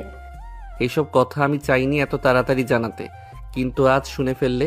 সাইমা, আমি সত্যি তোমাকে হারাতে পারিনি। তোমাকে খুঁজে বের করা আমার জন্য শুধু একটা কাজ ছিল না, এটা ছিল বেঁচে থাকার কারণ। তুমি চলে যাওয়ার পরে আমি সত্যি ভেঙে পড়েছিলাম। সবাই ভাবছিল আমি সামলে নেব, কিন্তু পারিনি। আমি জানতাম তুমি কোথাও লুকিয়ে আছো, কিন্তু তোমাকে খুঁজে পাওয়ার মতো শক্তি আমার ছিল না তখন। তোমাকে হারানোর ভয়টাই আমাকে মেরে ফেলছিল। সাইমা তার দিকে কিছুক্ষণ তাকিয়ে থাকে, তারপর ধীরে ধীরে এগিয়ে আসে। অনেকের মুখের দিকে তাকিয়ে সেও যেন ঠিক বুঝতে পারে না কি বলবে। তাহলে তুমি পুরো পৃথিবী ছেড়ে আমার পেছনে দৌড়াচ্ছিলে, কিন্তু যখন আমার সবচেয়ে দরকার ছিল তোমার বিশ্বাস, তখন তুমি সেটা দিতে পারোনি। আমাকে বিশ্বাস না করার আঘাতটা তুমি বোঝোনি অনিক। আমি তখন নিজের জীবন, নিজের পরিবার, নিজের ভবিষ্যৎ সব নিয়ে তোলপাড় হচ্ছিলাম। যে মানুষটা আমার পাশে থাকার কথা, সেই আমাকে ভেঙে দিল। অনেক কয়েক ধাপ এগিয়ে এসে থেমে দাঁড়ায়, তার চোখে জল।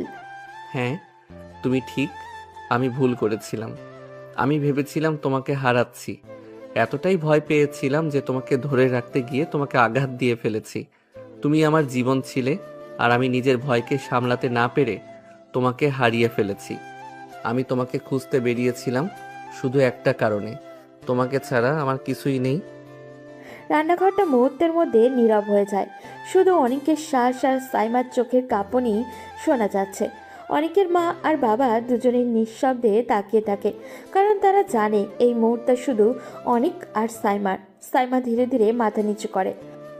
তুমি আমাকে খুঁজেছো, আমি মানি, তোমার কষ্টও মানি, কিন্তু অনেক শুধু কষ্ট তোমার ছিল না, আমিও তো আরো ভেঙে বেঁচেছি। আমি তো আরো ভেঙে ভেঙে বেঁচেছি। জীবনের এক এক দিন এক এক ভাবে আমাকে ছিঁড়ে ফেলেছিল।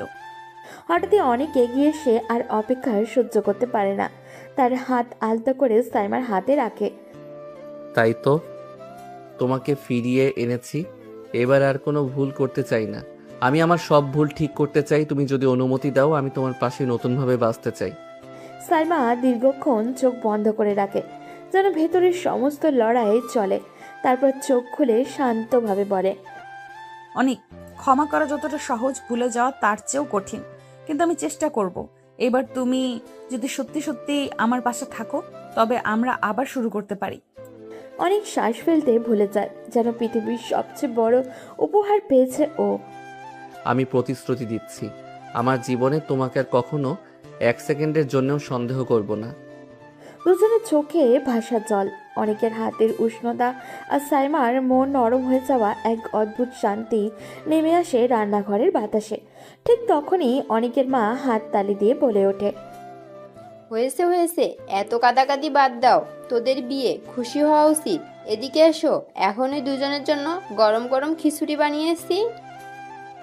সাইমা হেসে ফেলে আর অনেক তার চোখ থেকে জল মুছে। অনেকের বাবা পাশে দাঁড়িয়ে গর্বের হাসি দিয়ে বলে, এখন বুঝলাম আমার ছেলে শুধু বিয়েই করেছে না, তার জীবনটাও ফিরে পাচ্ছে। অনেকের পরিবারের সাথে সাইমার একটি আবেগী কিছু মুহূর্ত অতিবাহিত হবার পরে যখন সাইমা লক্ষ্য করে দেখলেও সবাই আবেগী হয়ে গিয়েছে, তখন পরিস্থিতি পরিবর্তন করার জন্য সাইমা বলে উঠল, আচ্ছা, আমি কি এখানে কান্নাকাটি করার জন্য এসেছি? বুঝলাম না, কি শুরু করেছেন আপনারা? সাইমার কথা শুনে সবাই আজ অবাক হয়ে সাইমার দিকে তাকায়। সাইমা কি বোঝাতে চাইছে সকলের দৃষ্টি লক্ষ্য করে সাইমা যখন সবার দিকে তাকালো, তখন দেখলে সবাই কেমন অদ্ভুতভাবে তার দিকে তাকিয়ে আছে। এটা দেখে সাইমা বুঝে গেল সে যা বোঝাতে চাচ্ছিল তা কেউই বুঝতে পারেনি। তাই সাইমা আবারও বলে উঠল, প্রথম দিন শ্বশুরবাড়ি আসার পরেই যেভাবে কান্নাকাটি করাচ্ছ তোমরা, বাবা, না জানি বিয়ের পরে আমার কি হবে। এটা নিয়ে এখনই আমি ভীষণ চিন্তিত আছি। কোথায় আসলাম, বিয়ের ডেট এগিয়ে আসছে, শপিং করা প্রয়োজন, শপিং করতে যাব জামাই শাশুড়ির সঙ্গে, তা না এখন এসে আমাকে কান্নাকাটি করানো লাগছে। আমি মনে হয় পৃথিবীর প্রথম বউ যে বিয়ের আগে শ্বশুরবাড়িতে এসে কান্নাকাটি করছে। বলে সাইমার কথা শুনে সাইমার কান টেনে অনেকের মা বলল, এই ফাজিল মেয়ে, আমরা তোকে কান্না করাচ্ছি নাকি? তুই এসে আমাদের কান্না করাচ্ছিস? হায় আল্লাহ, না জানি বিয়ের আগেই যদি এমন কান্না করায়, বিয়ের পরে কিভাবে কান্না করাবে। দেখে নাও গো, আমাদের মনে হচ্ছে ভবিষ্যতে বৃদ্ধাশ্রমে যেতে হবে। অনেকের মা আবেগবশত কথাটা বলে ফেলেছে। পরে যখন সাইমার মুখের দিকে তাকিয়ে দেখে সাইমা মুখ কালো করে দাঁড়িয়ে আছে, তখন অনেকের মা, বাবা এবং অনেক বুঝতে পারে যে সাইমার মন খারাপ হয়েছে। তাই তারা সাইমার মন ভালো করার জন্য বলে উঠল, এই বাদর, আমার মেয়েটাকে নিয়ে এসে তুই এখানে দাঁড় করিয়ে রাখবি? ওকে তোর ঘরে নিয়ে যা, তাড়াতাড়ি রেডি হয়ে আয়, সবাই একসাথে শপিং করতে যাব। অনেকের বাবার কথা শুনে অনেক সাইমাকে নিয়ে নিজের ঘরের দিকে চলে যায়। পুরো রাস্তা আসার সময় সাইমা মন ভার করে রেখেছিল। অনেক যখন বুঝল যে সাইমা মন খারাপ করে রেখেছে, তখন সে কিছু একটা পরিকল্পনা করলো কিভাবে সাইমার মন তার মায়ের ভুলবশত কথার চিন্তা থেকে দূর করা যায়। কারণ অনেক খুব ভালো করে জানে তার মা সাইমাকে কষ্ট দেওয়ার জন্য কিছুই বলেনি। তাই সে বুদ্ধি করে আর সাইমাকে নিয়ে যখনই ঘরে প্রবেশ করলো অমনি ঘরের দরজাটা বন্ধ করে দিল। হঠাৎই দরজা বন্ধের শব্দ শুনে সাইমা পিছনে ঘুরে দেখে অনেক ঘরের দরজা বন্ধ করে দুষ্টু হাসি দিচ্ছে। এটা দেখা মাত্রই সাইমার সন্দেহ হয় এবং সন্দেহে তার ভ্রু কুঁচকে যায়। সাইমা অনেককে ইশারা করে জিজ্ঞাসা করে সে দরজা বন্ধ কেন করলো। তখন অনেক আস্তে আস্তে সাইমার দিকে এগিয়ে আসে, যা দেখে সাইমার সন্দেহ আরও বেড়ে যায়।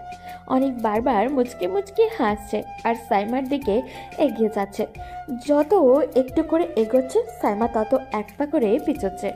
সাইমা পিছাতে পিছাতে হঠাৎ করে অনেকের বেডের সাথে হোঁচট খেয়ে পড়ে যায়। অনেকে বেডের উপরে উপর হয়ে থাকা সাইমার উপরে হালকা করে চোখে তাকে বলে, খালি আমার থেকে এত পালাই পালাই করো কিসের জন্য? আমি কি বাঘ নাকি ভাল্লুক যে তোমাকে খেয়ে ফেলবো? তাই বলে তুমি বারবার পালিয়ে যাও আমার থেকে? বাঘ ভাল্লুকের থেকেও ভয়ঙ্কর একজন তুমি, এই জন্যই তো তোমার থেকে বারবার পালিয়ে বেড়াই। কথাটি সাইমা বিড়বিড় করে বললেও অনেক বুঝতে পারে সাইমা কি বলছে। তখন সে সাইমার আরও কাছে ঝুঁকে গিয়ে বলে, আমি বাঘ ভাল্লুকের থেকেও ভয়ঙ্কর, তাই না? ঠিক আছে, তোমাকে দেখাচ্ছি আসল মজা।